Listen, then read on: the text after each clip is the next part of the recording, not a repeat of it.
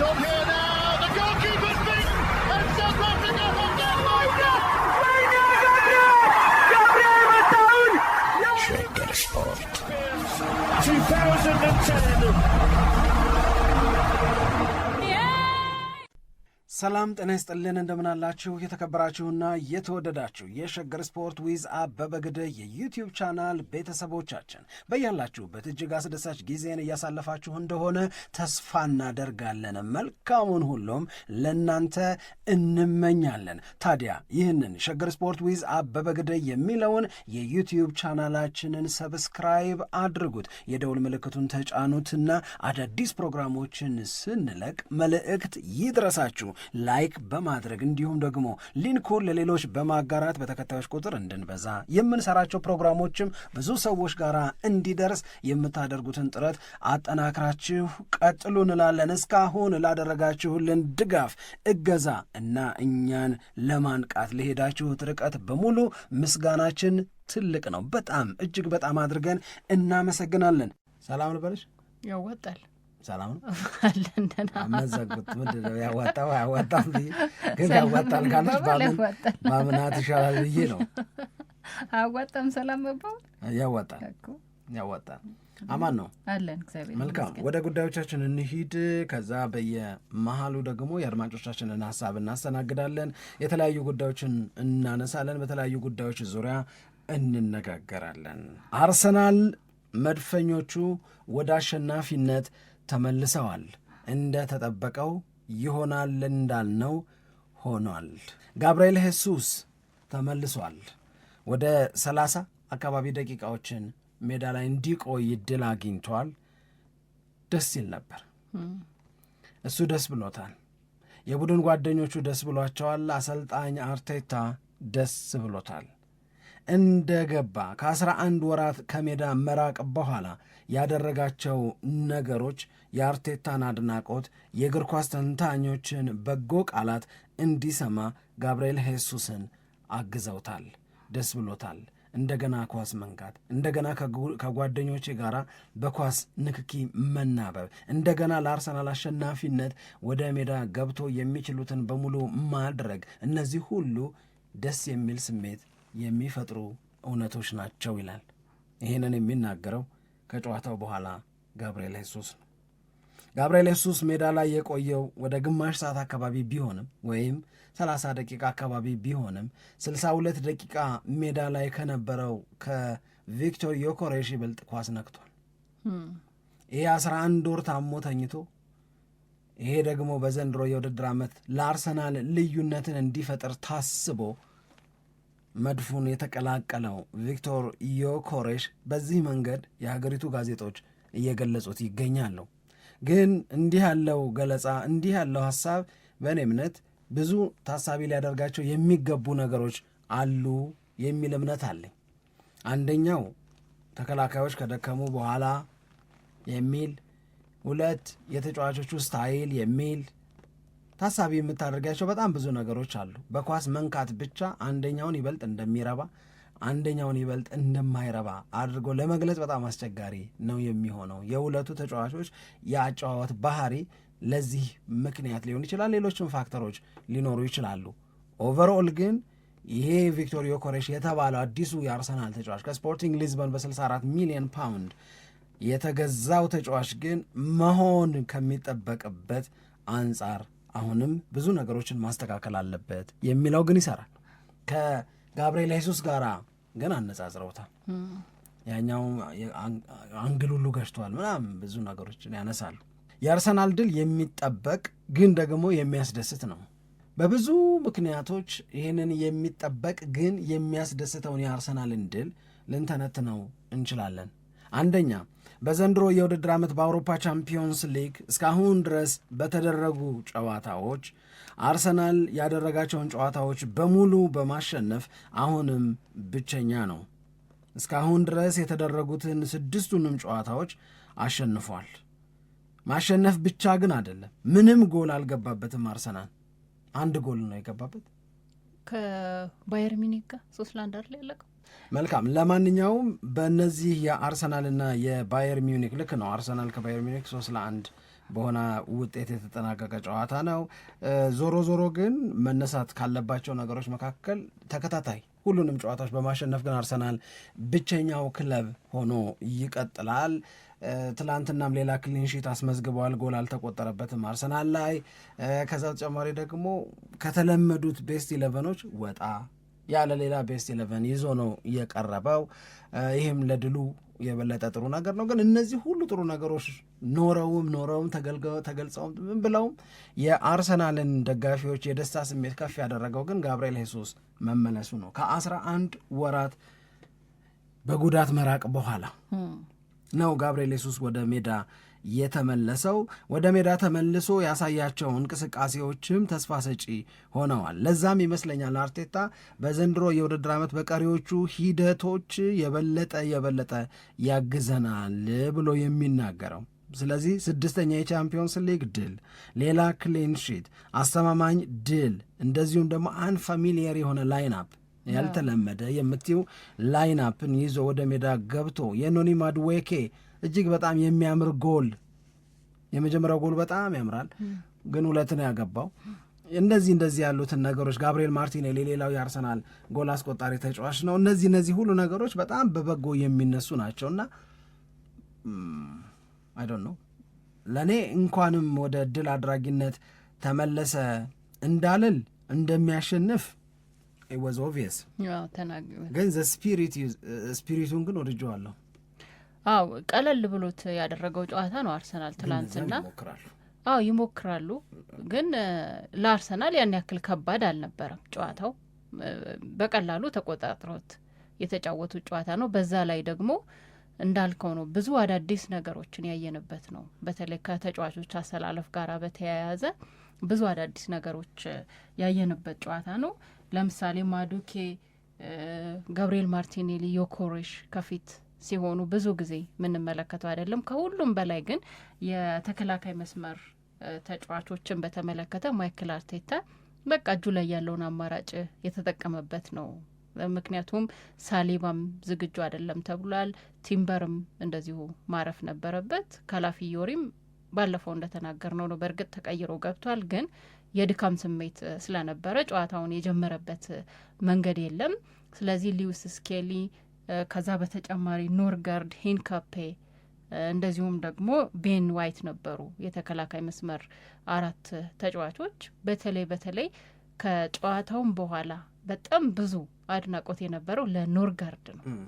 አንደኛው በቦታው ላይ አይደለም የተጫወተው፣ ሁለተኛ ጨዋታውን የመራበት መንገድ፣ በጨዋታው ላይ የነበረው እንቅስቃሴ በጣም አሪፍ ነው። ብዙ ጊዜ ተቀያሪ ወንበር ላይ የሚቀመጥ ነው። እንደውም አርቴታ አንድ ከሚወቀስበት ነገር መካከል ለምንድን ነው የተወሰነ እድል የማይሰጠው ለዚህ ተጫዋች የሚል ነበረ። ብዙ ጊዜ ጉዳት ነበረ፣ ግን ከጉዳትም ከተመለሰ በኋላ ምናልባት ያው የፊትነስ ጉዳይ ሊሆን ይችላል፣ ግን ተደጋጋሚ እድል አልነበረም እና ትላንትና በነበረው ጨዋታ ላይ ግን ግዴታውም ይመስለኛል። ሁለተኛም ደግሞ ሌላ አማራጭም የተመለከተበት ነው። በተለይ የመከላከል መስመር ላይ እንደዚህ አይነት ከዚህ በፊት ያልነበሩ ጥምረቶች ተሳክተው ሲታይ ለአርሰናል አንድ አሪፍ ነገር ነው። ከዛ ውጭ ያው ሌሎቹ ግን ዙቢሜንዲ፣ ሜሪኖና ኦዴጋርድ ደግሞ ነበሩ። ስለዚህ ለአርሰናል አንደኛ ቀደም እንዳልከው አዳዲስ ነገሮችን ያየንበት ነው። ሁለተኛ ወደ ማሸነፍ የተመለሰበት ነው። ሶስተኛ ያሸነፈበት መንገድ በጣም አሪፍ ነው። አራተኛ ደግሞ የተቆጠሩት ጎሎችም በጣም ጥሩ ናቸው፣ የሚያምሩ ናቸው። በተለይ የመጀመሪያው የማዱኬ ጎል ቅድም አንተ እንዳልከው በቃ በራሱ ጥረት ያስቆጠረው ጎል ነው። በጣም ደግሞ ያምራል። የኳሱንም ይዞ የሄደበት መንገድ በጣም ይደነቅ ነበረ። ማዱኬ በሳካ ቦታ ላይ በተሰለፈበት አጋጣሚ በሙሉ በተከታታይ ጨዋታዎች እያየ ነው እንዳለ ነው። የሚገርም ፐርፎርማንስ ነው እያደረገ የሚገኘው። ለማርቲኔሊም ጥሩ ምሽት ነበረ። ተከታታይ የአውሮፓ ሻምፒየንስ ሊግ ጨዋታዎች ላይ ተሰልፎ ጎል በማስቆጠር በአርሰናል ሪከርድ የያዘ ተጫዋች የሆነበት ምሽት ነው። ስለዚህ እነዚህ በጎ ጎኖች የነበሩት ጨዋታ ስለነበረ ለአርሰናል አሪፍ ነው። በዛ ላይ ተቀያሪ ወንበር ላይ የነበሩት በጣም አዳዲስ ተተኪ ተጫዋቾችም እንደገና እየታዩበት ነው። የተወሰነ ደቂቃም ተሰጥቷቸው ወደ ሜዳ እንዲገቡ የተደረገበትን መንገድ አለ። ብቻ ለአርሰናል አንደኛ ከዚህ በኋላ የሚደረጉ የሻምፒየንስ ሊግ ጨዋታዎች ላይ እንዳይጨነቅ የሚያደርገው ይመስለኛል። አሁን 8 ውስጥ ገብቶ ማጠናቀቁ የማይቀር ነው። ሁለተኛ ደግሞ ብዙ አዳዲስ ነገሮች የታዩበትና ወደ አሸናፊነት የተመለሰበት ጨዋታ ስለሆነ በጣም አሪፍ ነው ተብሎ ሊገለጽ የሚችል ነው የሚመስለኝ። ምንድን ነው መሰለሽ፣ አንደኛ አሁን በቀደም በአስቶን ቪላ አርሰናል ሲሸነፍ የነበረው አንዱ አስተያየት ከአርሶም ጭምር የተጫዋቾቹ በተደጋጋሚ ያው ያሳለፉት የድካም ስሜት ነው የሚል ነው። ይሄ የድካም ስሜት እንደተባለው ካለ አሁን ተጫዋቾቹ እረፍት አገኙ ማለት ነው። ሆፕፉሊ ምናልባት በወልቭስም ጨዋታ ላይ ያን ያህል በጣም ፈታኝ ያን ያህል በጣም አስቸጋሪ እና ጉልበትን ኃይልን የሚጠይቅ ነገር ይጠብቃቸዋል ተብሎ አይጠበቅም። ከዛ በኋላ ተከታትለው ለሚመጡት በጣም ጠንካራ ለምንላቸው ጨዋታዎች እነዚህ ጠንካራ ጨዋታዎች ከኤቨርተን ጋር የሚገናኙበት፣ ከብራይተን ከዛ በኋላ ከክሪስታል ፓላስ የሚገናኙበት ከዛ ደግሞ እንደገና መልሰው ከአስቶን ቪላ ጋር የሚጫወቱበት ጨዋታ ነው ያለው። ይሄ ታህሳስ ወር እስኪያልቅ ድረስ ታህሳስ ወር እንግዲህ ለማለቅ የቀረው 20 ቀን አካባቢ ብቻ ነው። ዛሬ 11 ነው፣ እስከ ዲሴምበር 30 ድረስ ነው። እነዚህ በ19 ቀናት ውስጥ እነዚህን ክለቦች መግጠም አለበት አርሰናል። ስለዚህ እነዚህ የኤቨርተን ጨዋታ ብቲ፣ የብራይተን ጨዋታ ብቲ፣ እንደዚሁም ከአስቶን ቪላ ጋር የሚደረጉ ጨዋታዎች በጣም ሃይሊ ዲማንዲንግ ናቸው፣ ወይም ከተጫዋቾቹ በጣም ብዙ ነገርን የሚፈልጉ ጨዋታዎች ናቸው። እነዚህን ጨዋታዎች የሚጠበቅባቸውንና የሚፈለግባቸውን ነገር አድርጎ ለማጠናቀቅ ያውን በጥሩ እና በአሸናፊነት ውጤት በጣም የሚረዳ እረፍት ነው እየተሰጠ ያለው። ይሄ ትክክለኛ ውሳኔ ነው። ያውም በአውሮፓ ቻምፒዮንስ ሊግ እስከ ትላንትናው ጨዋታ ድረስ 5ቱን ጨዋታ አሸንፈሽ ከ6ኛው ጨዋታ ውጤት ብዙም ያን ያህል ወደ እንትንም ወደ ምንም የማይጎትትሽም የማያስቀረሽም መሆኑ እየታወቀ በጣም በጣም ትክክለኛ ውሳኔ ነው በአርቴታ በኩል የተወሰነው እንላለን። ደግሞ እነዚህንም ልጆች በዚህ መንገድ ማየት ላረፉትም ተጫዋቾች መልእክት ነው፣ ለገቡትም ተጫዋቾች ደግሞ ሞራል ነው። እውነት ለመናገር አሁን ኖኒ ማድዌኬ በሌላ የየትኛው እንግሊዝ ክለብ ላይ ቢሆን ነው ተቀያሪ ወንበር ላይ የሚቀመጠው ብለሽ አስቢ። አሁን ዊዚስ ፐርፎርማንስ ነው ብለሽ ሳካ ሲጎዳ ያሳየ የነበረው ነገር አሁንም ሳካን ለማሳረፍ ተብሎ ሲወሰን ያሳየው እንቅስቃሴ ስትመለከቱ አርሰናል ቤት ካልሆነ በስተቀረ ሳካ ስላለ ሌላ የት ቦታ የት ክለብ ላይ ነው ኖኒ ማድዌኬን ቤንች የምታረጊ? በጣም ከባድ እኮ በጣም ከባድ ነው። ኤቭሪባዲስ ዊሽ ነው አርሰናል ቤት ተቀያሪ ወንበር ላይ የተቀመጠው። የማንም ምኞት ነው እንዲህ ያለ አቅም ያለውን ተጫዋች በቡድን ውስጥ ማካተትና ቤስት ኢሌቨን ውስጥ እየገባ ሰርቭ እንዲያደርግ ማድረግ ይፈልጋል ሁሉም። ግን አርሰናል ቤት የስኳድ ዴብዙ የስኳድ ኳሊቲ በጣም ጥሩ ስለሆነ ከዚህ በፊት በተደጋጋሚ እንደምናነሳው ይሄ ልጅ ተቀያሪ ወንበር ላይ ይቀመጣል ማለት ነው። እና ልክ ኖኒ ማድዌኬ ተቀይሮ ሲወጣ፣ ቡካዮ ሳካ ሲገባ፣ ቪክቶር ዮኬሬሽ ተቀይሮ ሲወጣ፣ ጋብርኤል ሱስ ሲገባ የአርሰናል ፊት ላይ የነበሩትን ተጫዋቾች ማንነት ስትመለከቱ ጋብርኤል ሱስ አለ፣ ቡካዮ ሳካ አለ፣ ጋብርኤል ማርቲኔሊ አለ። ያ 2022-23 ላይ የነበረ ላይናፕ ነው። በጣም ነው ወደኋላ የሚመለሰው። 2022-23 ላይ የአርሰናል ፍሮንት ላይን የእነዚህን ተጫዋቾች ይዞ ነበረ ዋንጫ ለማንሳት ያ 240 ቀን ምናምን የደረጃ ሰንጠረዥ መሪ የሆነው አርሰናል እነዚህን ልጆች ነበረ በአብዛኛው በማጥቃት እንቅስቃሴው በኩል የሚጠቀመው። ሳካን በቀኝ በኩል ማርቲኔሊን በግራ በኩል ያደረግና ገብርኤል ሱስን ደግሞ እንዳጥቂ ይጠቀም የነበረበት አጫዋታል። ልክ እንደዚህ ሲገጥም ብዙ ሰው ወደዛ ትዝታ ሄደ እና እንዳልኩሽ ነው። በጣም በጣም በጣም በጣም አሪፍ ነው ለአርሰናል፣ በጣም አሪፍ ነው።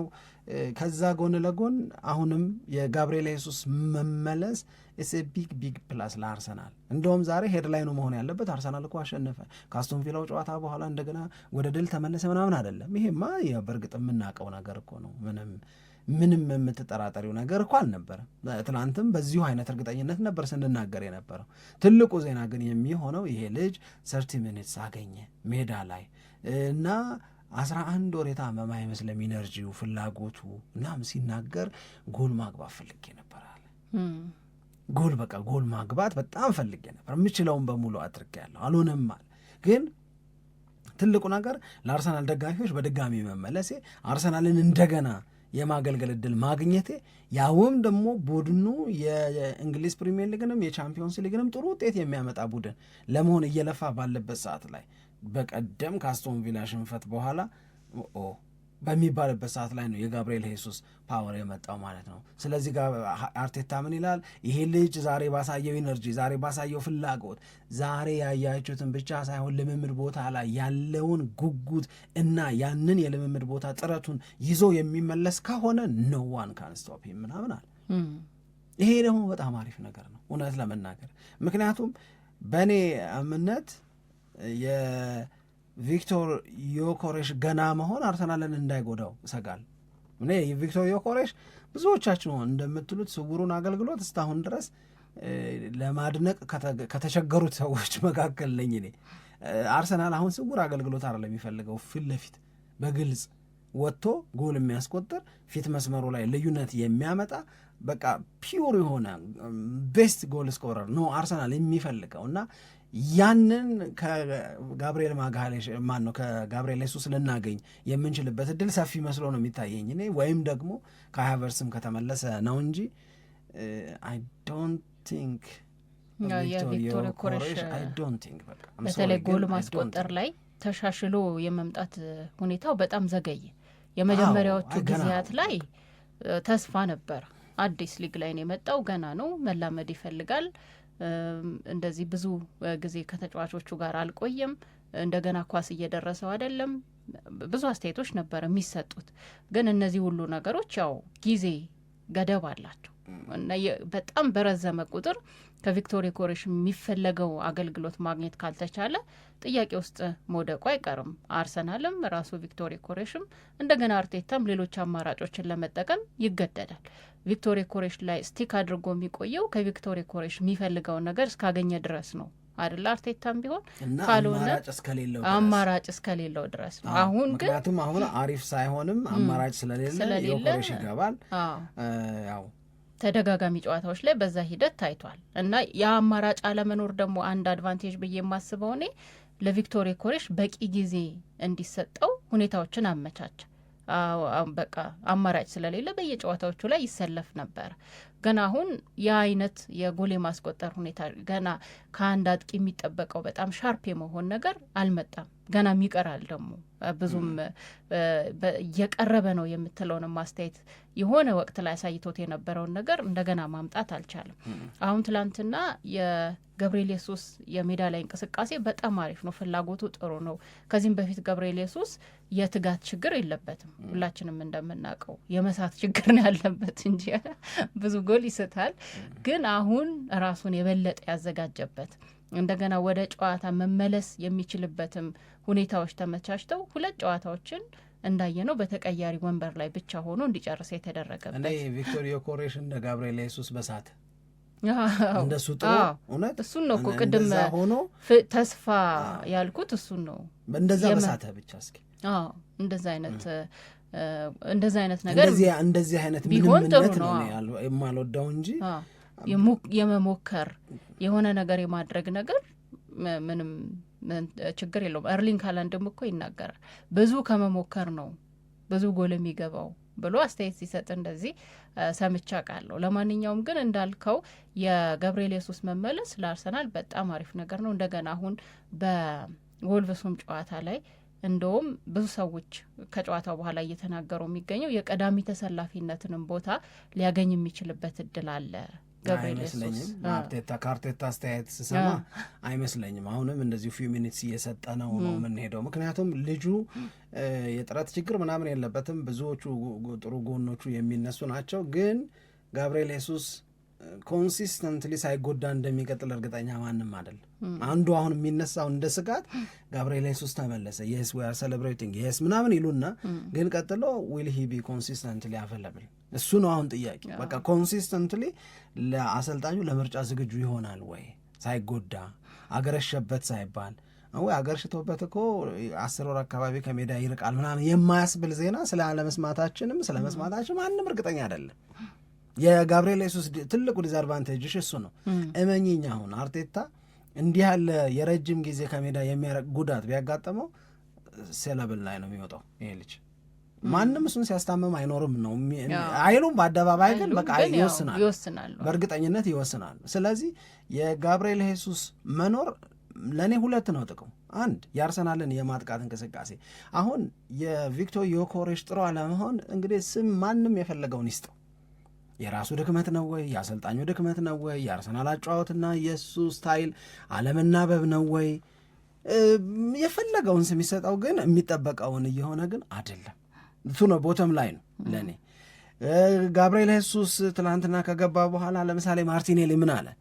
በቃ ይሄ ልጅ በመመለሱ በጣም ደስ ብሎኛል አለ። ከሱ ጋር የሚኖረኝ ጥምረት ሁሌም ከፍ ያለ ምቾት ይሰጠኛል አለ።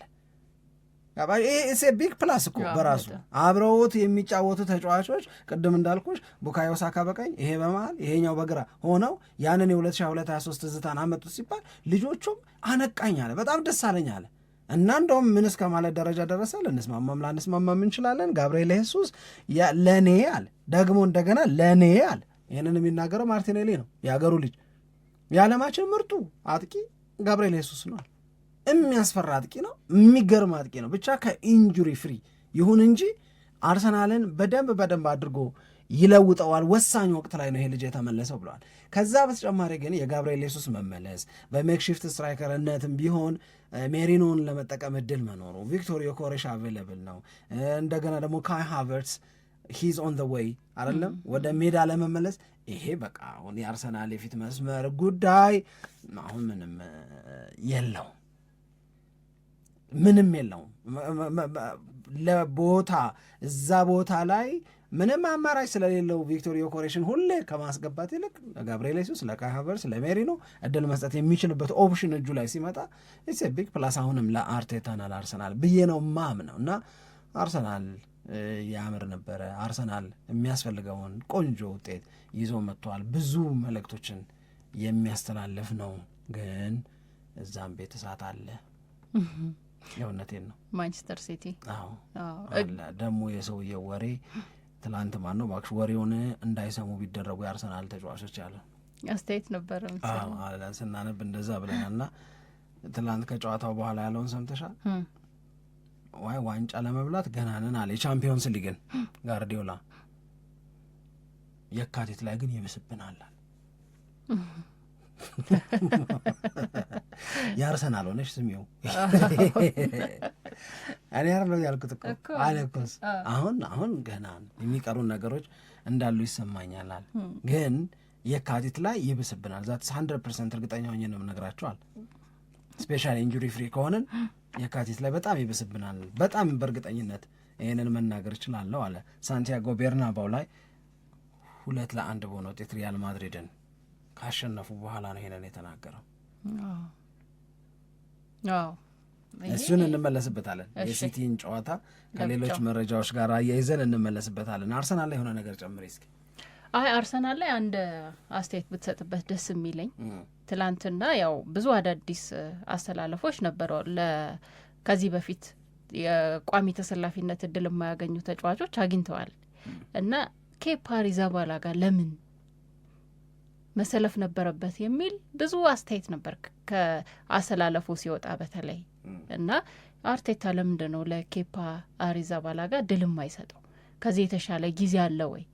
ልጁስ አእምሮ ሊጠበቅለት አይገባም ወይ የሚል አስተያየት ሲሰጥ ነበርና እዚህ ላይ የሆነ ነገር ጥርጣሬ ነው ያለኝ። ጥርጣሬው ግን መረጃ ያለው ጥርጣሬ ነው። መረጃው ኬፓ አሪዛባላጋ ያው ከዴቪድ ራያ ጋር ተፎካክሮ የመጀመሪያ ተሰላፊነትን በዋና እና ወሳኝ በሚባሉ ጨዋታዎችም ጭምር የማግኘት እቅድ ነበረው እና ያንን እቅድ አርቴታ እንደማይሰጠው ፊል አድርጎታል።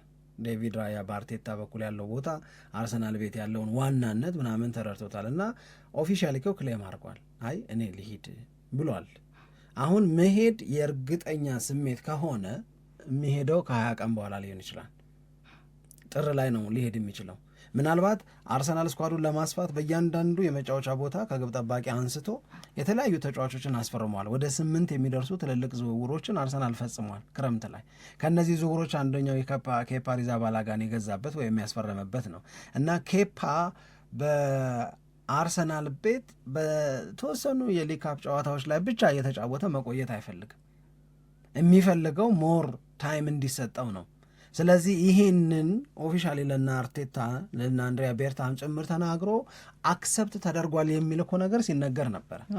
በቃ ትሄዳለህ እና እነሱም ሌላ አማራጭ ሊፈልጉ ተስማምተዋል። ስለዚህ ከ20 ቀናት በኋላ የሚሄድ ከሆነ አርቴታ የወሰነ ውሳኔ ለእኔ ትክክል ነው። የአርሰናል አይሆንም ይሄ ግብ ጠባቂ ከዛ በኋላ ያ ውሳኔ ከተወሰነ። ስለዚህ የምጠረጥረው ነገር ለእነዚህ ሁሉ ተጫዋቾች ለነ ኖርጋርድ ጭምር የመሰለፍን እድል ሰጥቶ ኬፓ አሪዛባላጋን ከክለብ ብሩዥ ጋር በሚደረግ ጨዋታ ጠርጥሮት አይመስለኝም። የሚመስለኝ ነገር ኦልሬዲ የተወሰነ ውሳኔ አለ። ያንን የተወሰነ ውሳኔ ተከትሎ አይ እንደዚህ ይሁን በመባባል የመጣ አድርጌ ነው የምወስደው። እኔ እንደዛ ነው የተረዳው ያ ነገር ነው ያልኩት። ለእኔ ግን ፈርዘር ኤክስፕላኔሽን የሚመጣ ከሆነ እሱን እንነግራቸዋለን። ግን ከአርሰናል ጋር ይህንን የውድድር ዓመት የሚቆይ ከሆነ ግን ይገባው ነበረ ብዬ ነው የማስበው። እኔ ግን ምንድነው ያየውበት አንደኛው ነገር ቢቆይም በትላንትናው ጨዋታ ላይ ቢቆይም በአርሰናል ቤት ቢቆይም ከትላንትናው ጨዋታ ጋር በተያያዘ ብቻ አያይዘን ከተመለከት ነው አርቴታ ልክ ይመስለኛል ራያን ማሰለፉ።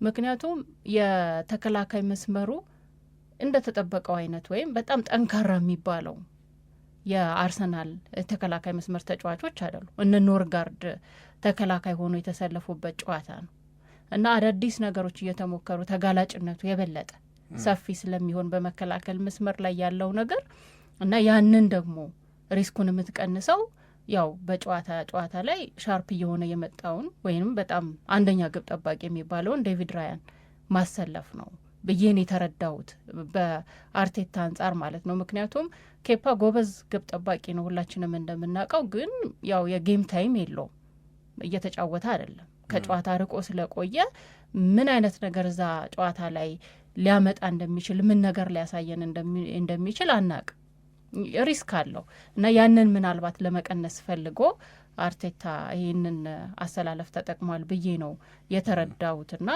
በዛ አካሄድ አሪፍ ነው ብዬ ነው ያሰብኩት። ሊሆን ይችላል ግን አሁን ያልሽው ሀሳብ አሪፍ ነው፣ ግን እያወራን ያለ ነው ስለ አልታይ አይደለም ስለ ኬፓ ነው። ማለት ነው እንደውም ለአንዳንድ ሰዎች የሚሉት ምንድን ነው እንደዚህ የሚሰጋበት ግብ ጠባቂ አይደለም። ከሆነም የሚሆነው ምንድን ነው በቃ ፒውርሊ ይሄ ከመውጣት ቅድም የኔ ጥርጣሬ ሀሳብ ወደ ጎን እናስቀምጠው ከተባለ ፒውርሊ የቻምፒዮንስ ሊግ እና የፕሪሚየር ሊግ ጨዋታዎች የዴቪድ ራያ ናቸው።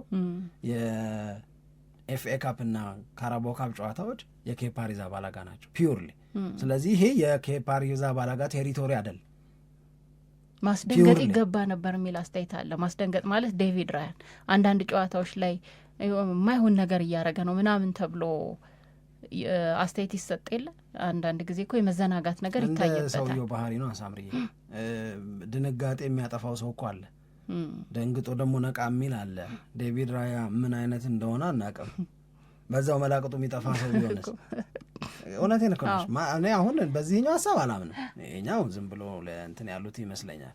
ግን በቃ ከሆነም ቅድም እንዳልኩሽ ነው። አሁን አልታይ ቢሆን ኖሮ ኖ ይሄንን ሪስክ አልወስድም። ምክንያቱም ተከላካዩ ትንሽ ሶፍት ሊሆን ይችላል። የተከላካዩን አልፎ የሚመጣውን ኳስ ከማዳን አንጻር ዴቪድ ራያ ይሻለኛል ብሎ ሊያደርግ ይችላል። እንደዚ አይነት ሀሳቦችን ሊይዝ ይችላል ብዬ ኬፓ አሪዛባላጋን በዚህ መጠን አሳንሼ አላስበውም። ግን ቅድም እንዳልኩሽ ክፍፍል ላይ ቻምፒዮንስ ሊግና ፕሪሚየር ሊግ ለዋናው ግብ ጠባቂ ነው። ኤፍኤ ካፕ እና ካራባኦ ካፕ ለኬፓ ነው። ምናልባት አሁን በቅርቡና የለ ከክሪስታል ፓላስ ጋር አይደል የኳርተር ፋይናል ያኔ እናያለን። ያኔ ዴቪድ ራያን ላያስገባው ይችላል ብዬ ነው የማስበው። ለማንኛውም ዘገነርስ አባክ ኖርማል ወደ ሆነው ነገር ተመልሷል። ወደ አሸናፊነት፣ ወደ ክሊን ሺት፣ ወደ የሚያማምሩ ጎሎች፣ ወደ ብዙ ነገሮች ጥንካሬን መልሶ ወደ ማሳየት መጥቷል አርሰናል። ይሄ ለአርሰናል በጣም አሪፍ ነገር ነው ብለን መውሰድ እንችላለን። የአውሮፓ ቻምፒዮንስ ሊግ የሊግ ፌዝን እየተምነሸነሹበት ይገኛሉ ለማለት ነው።